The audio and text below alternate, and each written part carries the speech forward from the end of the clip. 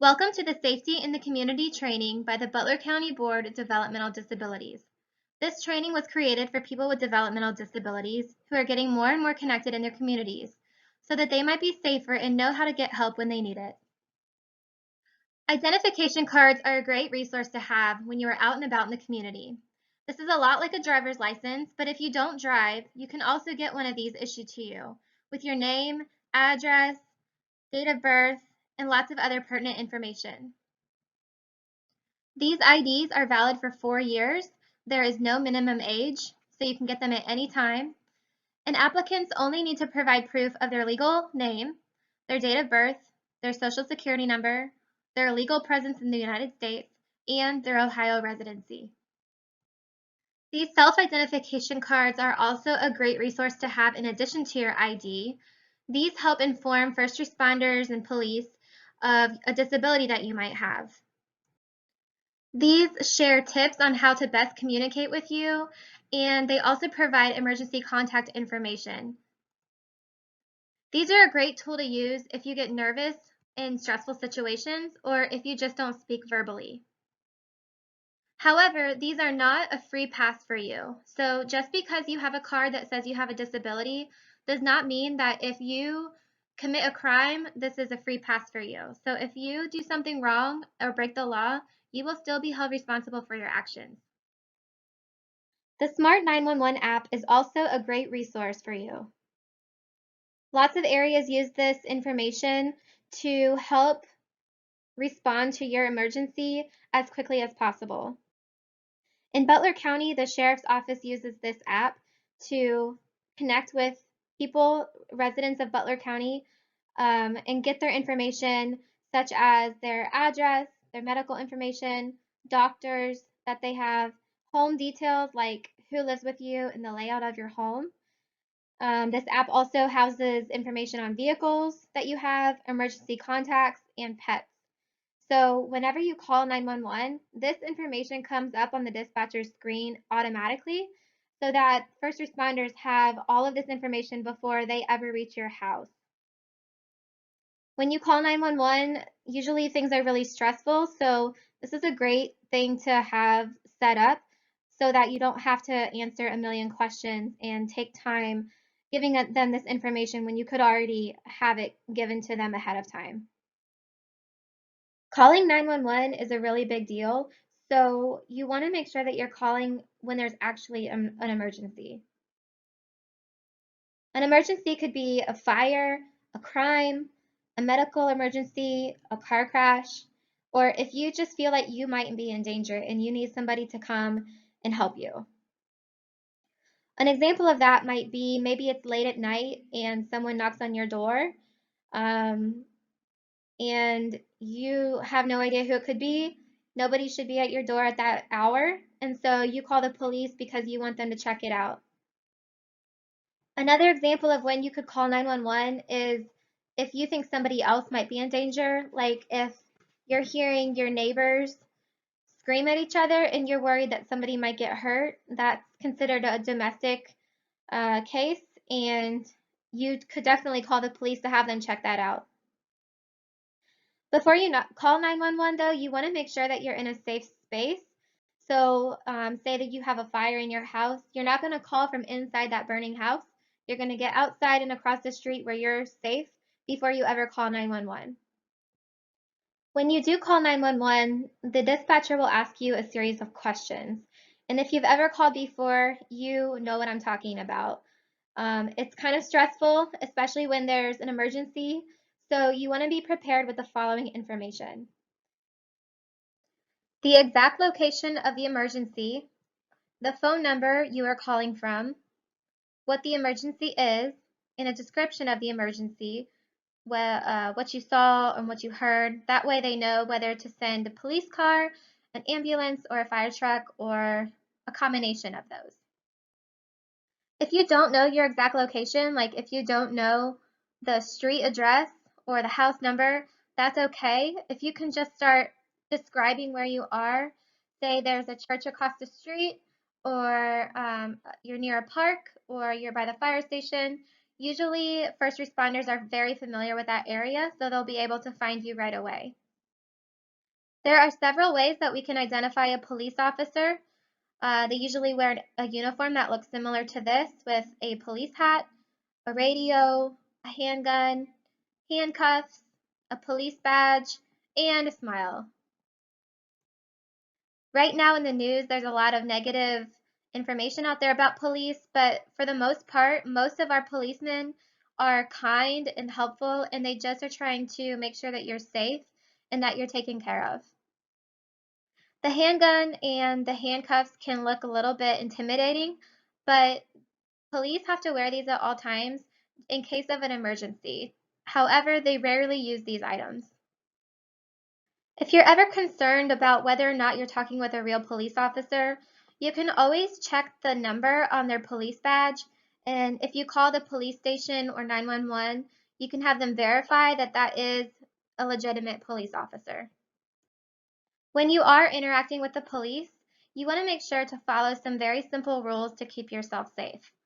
One of those rules is that there is absolutely no running, because when you're running away from a police officer, they're going to think that you've done something wrong, so they're going to need to chase you. And that is not the situation that you want to be in. So when you see a police officer or they call out to you, stop where you are and stay where you are. You want to put your hands up, you want to face the officer, keep your hands in the air, that way they can see that you don't have anything in your hands that could threaten them. They usually ask if you have some kind of identification, so that would be the time to then ask if you can get out your ID card or your self-identification card. Before you just reach for one of those though, or anything at all, you need to ask, because if you just start reaching for something, the police might think you're reaching for a weapon or something to hurt them. So make sure you definitely ask before you reach for anything. And whether you have your emergency contact numbers on a separate piece of paper or on your self-identification card, that's really important to have with you in case the police need to call someone to come and be with you. Interacting with the police can be a really positive experience. Just follow these rules so that you make sure you're staying safe. So just for a little practice, I want to go through a few scenarios here, and I want you to think about what you would do in each of these scenarios. So if a police officer tells you to stop, you stay calm and you stop. If a police officer tells you to get out of your car, you stay calm and you get out of your car. If a police officer tells you to put your hands up, you stay calm and you put your hands up. If a police officer tells you to show your ID or your identification card, you stay calm and you show your identification card. The main thing in all of this is that you stay calm and you follow directions. Now I want to provide an opportunity for you to see the self-identification cards in action. So I have a short video here that has been developed by Be Safe the Movie. It's a website, besafethemovie.com, that you can check out on your own and buy these self-identification cards if you'd like more or different types. There's all different types. We also at our office have the intellectual disability cards as well as autism cards available to you for free. So in this role play, in this scenario, this man is waiting for his mom to pick him up, but she's running late and he's getting nervous. So we're going to watch how he uses his self-identification card to help himself in this situation. In this scenario, we have communication boards. I don't have a video for this slide. However, we do have these communication boards available. If you would like one, just please reach out to the Butler County Board of DD, and they will get you either the healthcare communication board or the first responder communication board. Very similarly to the self-identification cards, these are helpful for people who either do not speak verbally or get really nervous and have trouble speaking verbally when they do get nervous. So when we have our in-person trainings, we do a role play with these that says your stomach hurts really bad and you need to tell someone, but you don't speak verbally. So we have someone point to the different pictures that can help them communicate that their stomach hurts and they need help. In this last scenario, we also have a video. It's actually another video from Be Safe the Movie. And in this video, there are police officers who find a young man near a crime scene where they suspect that he has stolen something, and so they handcuff him. And this is just a video to show that, being handcuffed is not exactly scary. It's just something that happens sometimes if you're in the wrong place at the wrong time, and it shows how important it is to follow directions. It is very unlikely that this is ever going to happen to you, but it's important to know that it could happen and how to react if it does happen. So when we're out and about in the community, sometimes we get caught up in some severe weather. So we're just going to talk about a few different examples on what we can do to keep ourselves safe in various situations. In a lightning storm, there are several things we can do to keep ourselves safe. So we definitely don't want to be holding an umbrella because lightning will often hit the tallest thing around. So if you're the tallest thing around and you're holding up a metal umbrella, that's really unsafe. The lightning could likely hit you and strike you. Same thing with this boy standing next to the tree and the street lamp. Again, lightning usually hits the tallest thing around. So if you're sitting next to a tree or a tall metal lamppost, you could be in danger of a lightning strike hitting one of those objects and then affecting you because you're so close to it. The father and the son, they're playing softball, or not softball, soccer. They are out in an open field, which is also really dangerous for lightning because in an open field, they are the tallest thing. So if there is lightning, you want to make sure that you get inside or out of the open and away from tall things. Being in the water is also really dangerous in a lightning storm. So when you are at a pool and the lifeguard sees lightning in the distance, they always blow the whistle and get everybody out of the pool because lightning travels through metal, travels through water, and if you're touching metal or water or near those, you can get hurt pretty bad. I have a cell phone on here with the green circle around it because I think it's really important that whenever we are out and about, we have our cell phones with us in case there's ever an emergency and we need to call for help. Rain, snow, and ice are also weather conditions that we need to be careful in. So when it's raining or snowing or icy, it can be really slippery. So making sure that you have the appropriate footwear, whether you're wearing boots or rain boots or just sneakers with better traction instead of like high heels or flip-flops, that can give you a lot better traction so you're not going to fall. It's also important to wear appropriate clothing as far as a rain jacket so that your clothing doesn't get soaked because that can make you sick if you get really cold and your body can't warm up. If you do get caught out in the cold or the rain, a hot drink, maybe hot coffee or hot cocoa or hot tea, even just hot water, can help you warm up from the inside. It's best in severe weather like this that you just stay inside, but if you have to go outside, then you know how to prepare yourself, hopefully with appropriate footwear and clothing.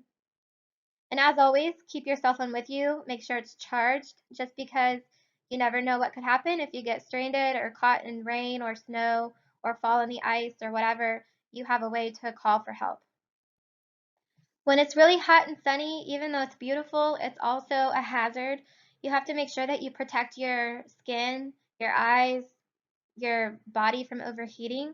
So there's several things we can do to make sure that we are protecting ourselves from the sun and the heat. Whether you wear a hat or sunglasses, sunblock, all of those things can help protect you and your body from the sun.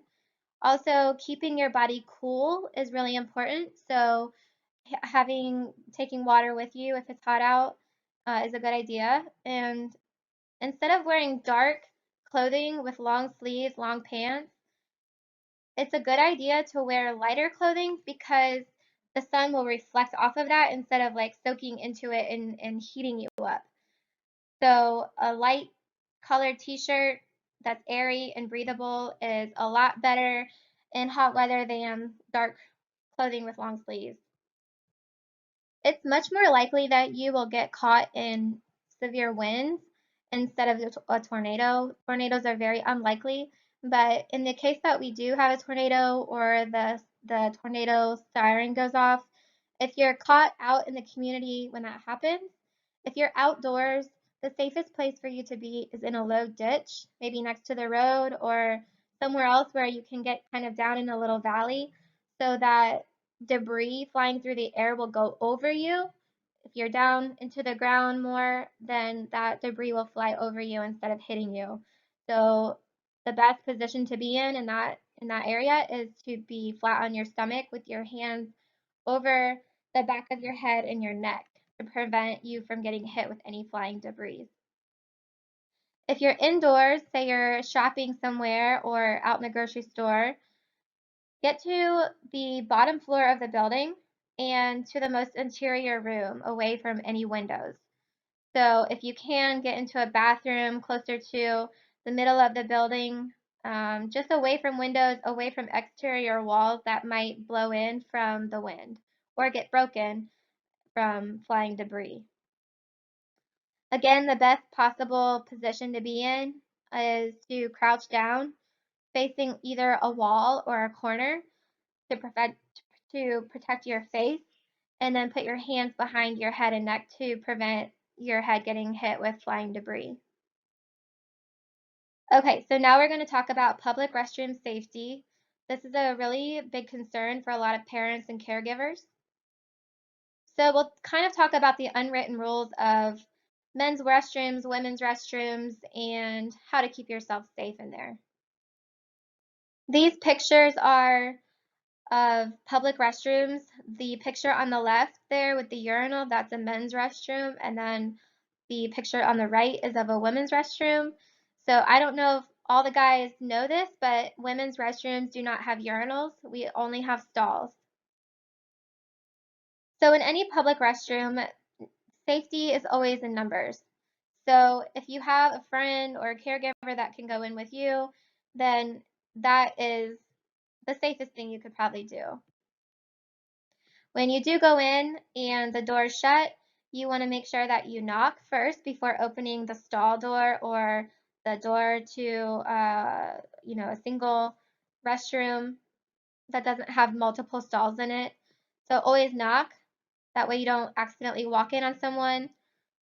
And then the third circle there with the purse, that is to represent that you should always hang your things up instead of putting them on the floor because number one, there's a lot of gross germs in the bathroom. So you want to keep your stuff up off the floor. And also, if your stuff is on the floor, like your purse or your shopping bags or whatever, it's really easy for someone to grab those and run away with them. And you're kind of stuck, so you can't run after them and get your stuff back. So that's just the safest thing to do with your belongings. And then the last photo there with the green cloud, um, public restrooms are, you're going to hear things that aren't pleasant, you're going to smell things that are not pleasant, but that's not the time to comment or laugh or giggle. So that's just kind of what happens in a restroom, and you need to make sure that you're being respectful. A few more rules here at the bottom. Take all of your things into the stall with you. So it can be tempting to leave your shopping bags or your big puffy coat out on the counter because there's not a lot of space normally in public restrooms in the stalls, but take everything in with you so that your stuff doesn't get stolen. It's always safest to use a stall nearest to the exit so that if you need to, you can get out of there quickly and people can't corner you. And then also keep your clothes on unless you're in one of the stalls where no one can see you. It's a restroom, so it feels like it's private, but it's a public restroom, so anybody can come in and see you changing. So you just want to keep all your clothes on unless you're in a stall. Okay, so the rules in a men's room is they're different, which I didn't realize this until I did some research, but there are some definite differences about women's restrooms and men's restrooms.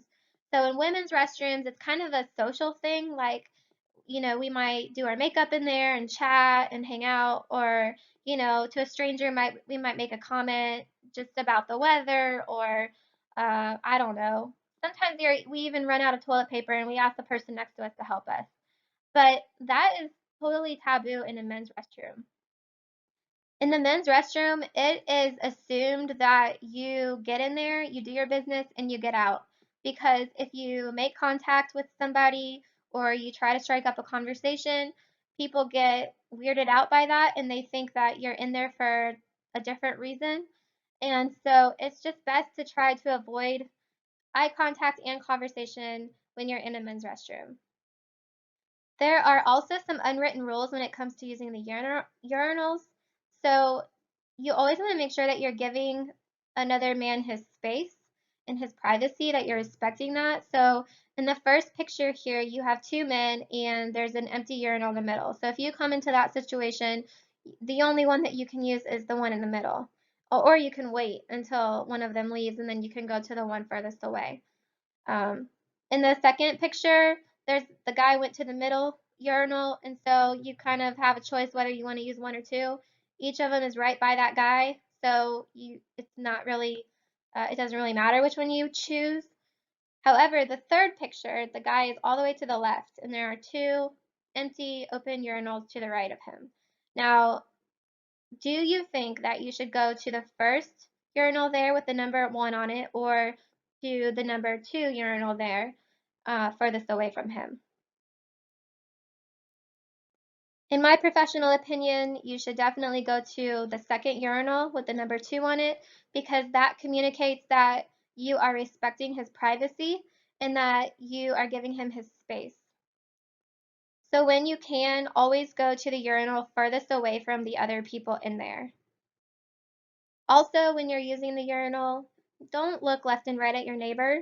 Look up or down or straight ahead. But again, we're respecting their privacy. So you wouldn't want somebody looking at you or using the one right next to you if there's plenty of space. So just the same courtesies that you would hope for, make sure that you're giving those to other people too. Another thing you want to be careful of when you're out and about in the community is crossing the street. You can only cross at crosswalks. You need to take off your headphones and listen, and you also need to look both ways before crossing. And then at stoplights, a lot of times there are these electronic signs at the other side of the street. They usually have either the red hand up or the lit up man walking. And so when the hand is up, do not cross. But then when the man comes up on the screen, it's fine to cross. But you also need to still keep your eyes and ears open for cars that are turning and not obeying traffic laws. So you have to be really vigilant and aware when you are crossing a street like this. So when taking public transportation, there are some things that we can do to keep ourselves safe. It's best if you can sit near the front of the bus in an aisle seat. So the reason I say this is because if you're in the front of the bus and something is happening with another passenger, somebody is messing with you or bothering you or saying things to you, then you're close to the front where, number one, the bus driver can hear that and see that and try to intervene or at least be aware of what's happening. And number two, you're closer to the exit, so when the bus driver does stop, you can get away from that situation pretty quickly. I also say to sit in an aisle seat instead of by the window. That way you're not trapped in by somebody else. So if somebody else is coming on the bus and they need to sit in your row, the best thing you can do is get up and let them sit by the window instead of scooting over and letting them sit in the aisle seat and block you from getting out. If you have stuff with you, you can also put that in the seat next to you to discourage people from sitting next to you. You need to keep an eye on all of your belongings, either keep them in your lap or between your feet or in the seat next to you with your hand on it to make sure that nobody's trying to take anything. Be sure that you're aware of your surroundings at all times. People, when they're sitting on a bus, they are a little closer than they would be if you were just standing sometimes. So they might try to take advantage of that closeness, that proximity to you when you're not paying attention. And then if public transportation is new to you, it's a good idea to have someone go with you that knows the system and the routes first. That way you can kind of get a hold of it and feel confident before you go out on your own and try to navigate the public transportation system on your own. The Butler County Regional Transit Authority has a really cool system where Sean Cohen She's awesome. She is a travel trainer, so she will ride around with you and help you learn to navigate the system on your own before you go out by yourself. So I've included her contact information there if you want to get a hold of her and schedule a time to travel with her. Laws are rules that keep us safe. So when we are out in the community, we see lots and lots of different signs. We see signs that say do not enter, keep out, no pedestrian traffic, no swimming. And it might seem like there's just a lot of signs out there trying to keep us from having fun, but really these signs are to keep us safe. Because these signs do represent laws, if you do not follow them and you do the opposite of what they're saying, then you can be held responsible. You might get in trouble. You might have to pay a fine, or you might have the police called on you. It just depends. So make sure that you're being a responsible community member and following all of the laws and the signs of the community. Landmarks around the community can be really helpful when you're trying to figure out how to get somewhere or to remember your way home, and also when you get lost. So if you can, when you're out either riding around on the bus or walking or whatever, just try to learn some of the main street signs and the road names. Try to figure out where certain businesses are, maybe the library or a church or the school.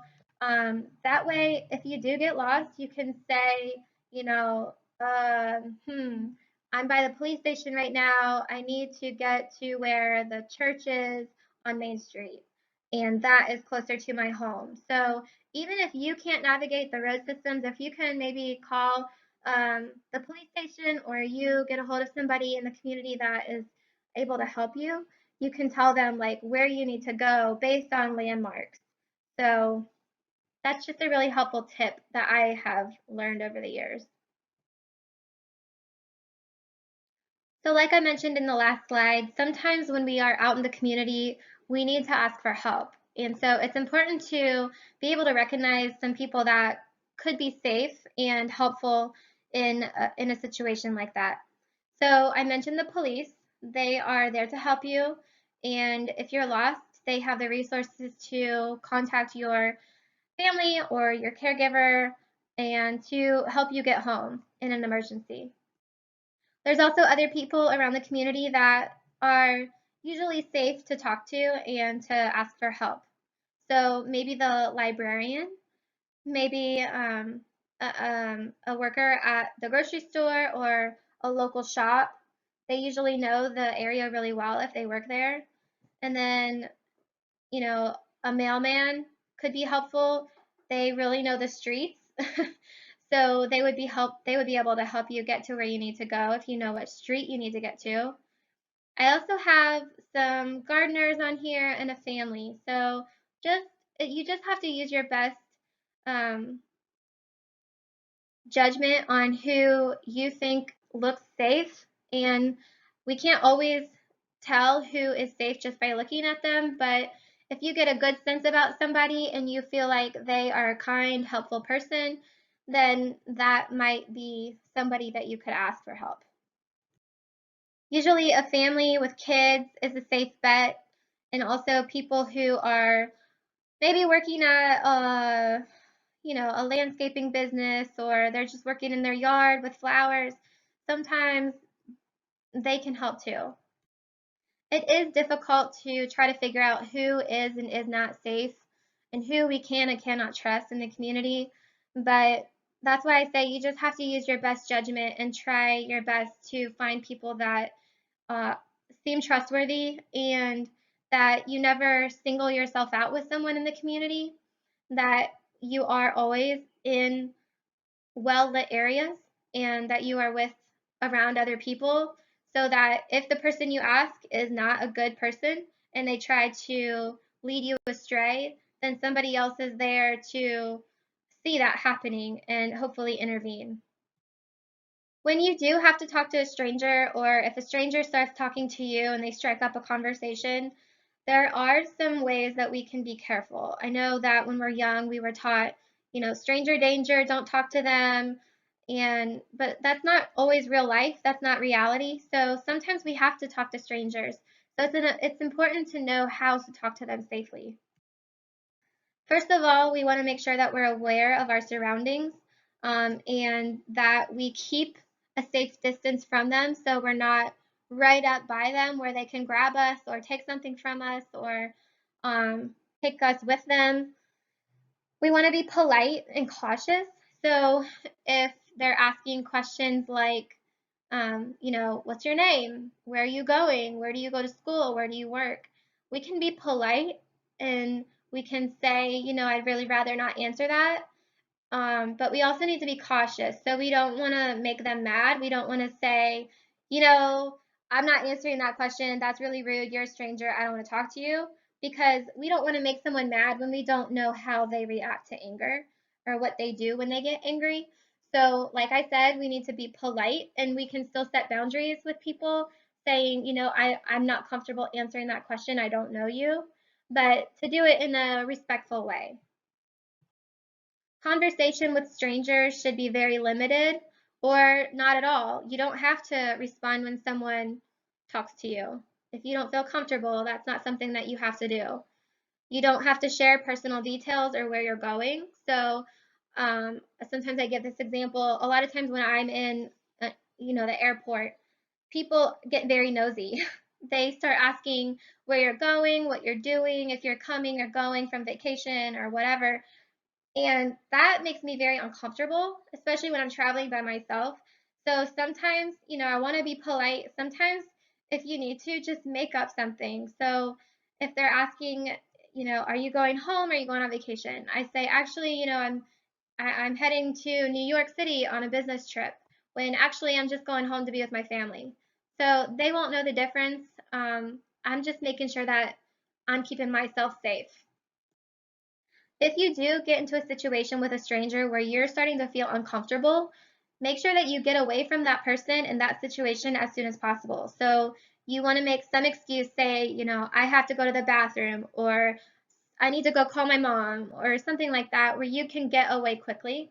But if you feel threatened, if you feel like you're in immediate danger, it's okay to end that conversation right then and there and run away. Just get out of it. Just go somewhere else where you are not having to interact with that person. And like I said in the beginning, just keep your distance from other people so that they don't have easy access to you. Handling and exchanging money when we're out in the community can be a little tricky. We have to be pretty careful with that. So you should never ever share your credit card or debit card numbers with other people unless you're at the bank or trying to buy something. Um, Always keep your purse or your wallet secure and close to your body. So, when you're shopping at the grocery store, don't put your purse in the cart and walk away from it. Uh, the picture with the wheelbarrow with the money is kind of silly, but that's just basically saying don't show everybody how much money you have. You might be proud of it, and that's good. You've earned that money, but it's not a good idea to show it off because then other people know how much you have and they might try to take it from you. So in the second picture and in the third picture there's a purse and a wallet. Keep your money secure in there where other people cannot see it, where it's well organized, where it's not going to fall out. And then always make sure that you get your receipt when you buy something. That way people, if they ask you, if they question you about something that you purchased, you can show them the receipt and show that you have paid for it. You've already spent your money on it. You're not trying to steal it. Whenever you can, go into your bank or use online banking instead of an ATM. But sometimes we have to use an ATM if we need cash right away and the bank's not open. So if you do have to use the ATM, try to use it during daylight hours. Use the ATM when no one else is nearby so that they're not watching over your shoulder what PIN number you're putting in and how much you're taking out. If you can, like in the picture on the bottom left there, like the lady's doing, cover that keypad when you're putting your PIN number in there so other people can't see. Get your receipt and keep it. That way you have proof on how much you just got out. You can also tell how much you still have in there. And then if you're budgeting, you can use that receipt to keep track of your expenses. And like I said, if you can go into the bank, that is definitely the safest option. So these are just some street smarts that didn't exactly fit on the other slides. So this is kind of just a random list of things. But please stay in areas that are familiar to you. It's easy sometimes in areas that we don't know, places that we're not familiar with, to pretty quickly get off the beaten path and into an area that might not be safe, or an area where there are a lot less people around to see you and to make sure that you're safe. You need to be aware of your surroundings at all times, who's around you, what's going on. Stay in well-lit areas where there are a lot of people. That way, if something does happen, there are other people there to see it happen. If you are going to go out on your own, tell somebody before you go out. Tell them where you're going to go, when you should be back, and that way, if you don't come back at that time, they know that something could be wrong and they start looking for you or they start trying to get a hold of you. And then lastly, if someone does try to touch you or take you with them, you need to make a scene. You need to yell. The best thing you can yell is "Stop, I don't know you," because then that lets everybody around you know that you do not know that person and they should not be touching you. If somebody is trying to do something wrong to you, the worst thing you can do is to be quiet. So that's what people want. When somebody's trying to do something bad, they want other people to be quiet. They want to do it secretly. So the best thing you can do is to start yelling, making a lot of noise, bringing a lot of attention to yourself, because that will discourage them from trying to take you or touch you or whatever. That will often scare them away and make them stop whatever they're trying to do. A couple other random things here, like we've said before, take your phone with you and keep it charged at all times. And if you can, take your charger with you. That way, if you are out and about and your phone starts dying, you can charge it at a restaurant or a store and be able to call for help if you need it again. And then also, I see this a lot, and I have dogs myself, and a lot of times people just want to go up to a cute dog and pet it because it's cute and cuddly, but not all cute and cuddly dogs are friendly dogs. So you got to be careful.